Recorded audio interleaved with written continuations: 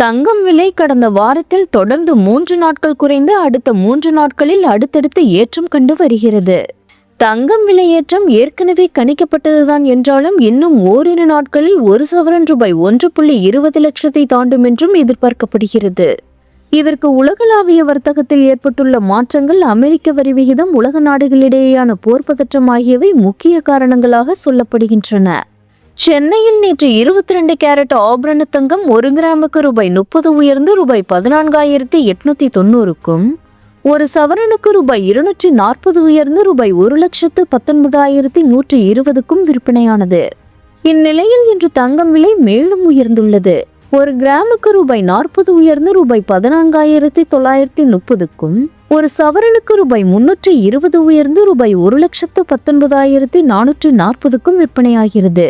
வெள்ளி விலை கிராமுக்கு ரூபாய் 5 உயர்ந்து ரூபாய் 295க்கும், 1 கிலோ பார் வெள்ளி ரூபாய் 2,95,000 ரூபாய்க்கும் விற்பனை செய்யப்படுகிறது.